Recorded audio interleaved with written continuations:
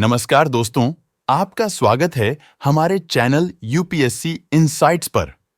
आज हम एक बहुत महत्वपूर्ण विषय पर चर्चा करेंगे। सत्ता में रहते हुए किसी देश के राष्ट्रपति की मृत्यु होने पर क्या होता है। हम इस वीडियो में विभिन्न देशों के उदाहरणों के साथ-साथ भारत के संदर्भ में भी चर्चा करेंगे। तो चलिए शुरू करते हैं। किसी भी देश का राष्ट्रपति देश का सर्वोच्च नेता होता है और उनकी आकस्मिक मृत्यु पूरे देश को झकझोर कर रख देती है।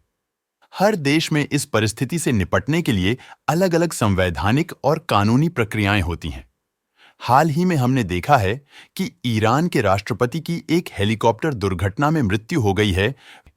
अगर राष्ट्रपति की मृत्यु हो जाती है, तो संविधान के अनुसार राष्ट्रपति के पहले उपराष्ट्रपति को अस्थायी रूप से कार्यभार संभालना होता है।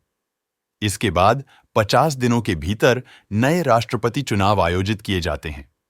उदाहरण के लिए 1981 में राष्ट्रपति मोहम्मद अली राजाई की हत्या के बाद संविधान ने इस प्रक्रिया को लागू किया गया था।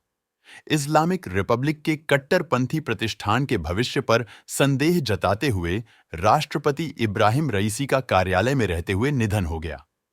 कभी रायसी को ईरान के सर्वोच्च नेता का संभावित उत्तराधिकारी माना जाता था। 63 वर्षीय अति रूढ़िवादी राष्ट्रपति रायसी की रविवार को ईरान के अलग-थलग उत्तर पश्चिम में एक हेलीकॉप्टर दुर्घटना में अन्य वरिष्ठ अधिकारियों और विदेश मंत्री हुसैन अमीर अब्दुल्लाहियन के साथ मृत्यु हो गई। उनकी मृत्यु ऐसे नाजुक समय में हुई है जब ईरान देश और विदेश से अभूतपूर्व चुनौतियों का सामना कर रहा है। इस्लामी गणराज्य मध्य पूर्व और उसके बाहर अधिक आक्रामक दुश्मनों का सामना कर रहा है। इसकी युवा आबादी अधिक बेचैन हो रही है और इसकी अर्थव्यवस्था अभी भी अमेरिकी प्रतिबंधों से गंभीर रूप से क्षतिग्रस्त है। ईरान का अगला राष्ट्रपति कौन बनेगा?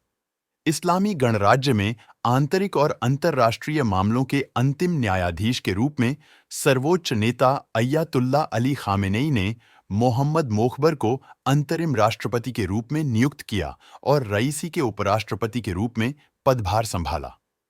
हालांकि देश को कानूनी रूप से अगले 50 दिनों के भीतर चुनाव कराने की आवश्यकता है।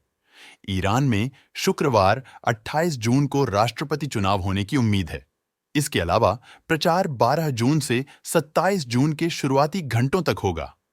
उम्मीदवार 30 मई से 3 जून के बीच पंजीकरण कर सकते हैं।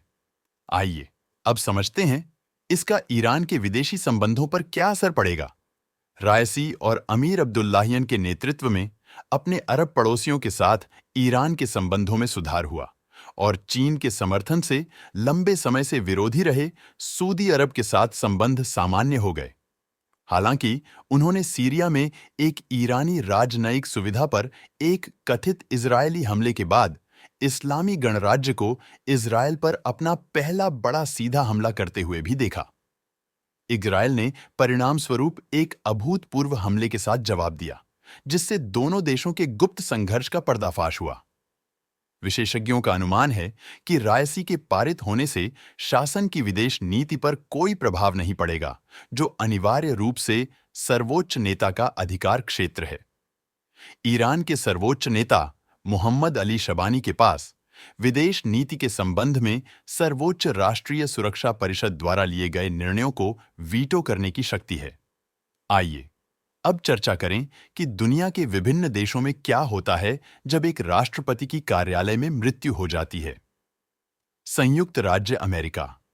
संयुक्त राज्य अमेरिका में अगर किसी राष्ट्रपति की सत्ता में रहते हुए मृत्यु हो जाती है, तो उपराष्ट्रपति तुरंत ही राष्ट्रपति पद की शपथ ले लेते हैं।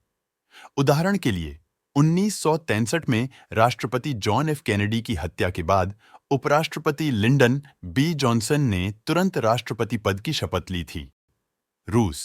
रूस में अगर राष्ट्रपति की मृत्यु हो जाती है, तो प्रधानमंत्री को अस्थायी रूप से राष्ट्रपति का कार्यभार संभालना होता है और इसके बाद 90 दिनों के भीतर नए राष्ट्रपति चुनाव आयोजित किए जाते हैं। उत्तर कोरिया में सत्ता का हस्तांतरण आमतौर पर परिवार के सदस्यों के बीच ही होता है। किम जोंग इल की मृत्यु के बाद उनके बेटे किम जोंग उन ने सत्ता संभाली थी। वहां की प्रक्रिया बहुत हद तक पार्टी और सेना द्वारा नियंत्रित होती है। भारत भारत में अगर राष्ट्रपति की मृत्यु हो जाती है, तो उपराष्ट्रपति कार्यकारी राष्ट्रपति के रूप में कार्यभार संभालते हैं और नए राष्ट्रपति का चुनाव 6 महीने के भीतर होना आवश्यक है। 1969 में राष्ट्रपति जाकिर हुसैन की आकस्मिक मृत्यु के बाद उपराष्ट्रपति वीवी गिरि ने कार्यकारी राष्ट्रपति का कार्यभार संभाला था। वहीं अगर भारत के प्रधानमंत्री की सत्ता में रहते हुए मृत्यु हो जाती है, तो सत्तारूढ़ पार्टी या गठबंधन दल अपने भीतर से एक नया नेता चुनकर राष्ट्रपति को प्रस्तुत करता है, जो नए प्रधानमंत्री के रूप में शपथ लेता है। उदाहरण के लिए 1984 में इंदिरा गांधी की हत्या के बाद राजीव गांधी को प्रधानमंत्री बनाया गया था। तो दोस्तों, यह थी जानकारी कि विभिन्न देशों में सत्ता में रहते हुए राष्ट्रपति की मृत्यु पर क्या होता है। हर देश में अपनी अपनी संवैधानिक व्यवस्थाएं होती हैं, जो इस गंभीर परिस्थिति से निपटने के लिए तैयार होती हैं। अगर आपको यह वीडियो जानकारीपूर्ण लगी हो, तो यूपीएससी इनसाइट्स चैनल को लाइक और सब्सक्राइब करना न भूलें और कमेंट्स में हमें बताएं कि आप और किन विषयों पर वीडियो देखना चाहेंगे। धन्यवाद दोस्तों, अगली बार फिर मिलेंगे एक नए और रोचक विषय के साथ। तब तक के लिए खुश रहिए, सुरक्षित रहिए।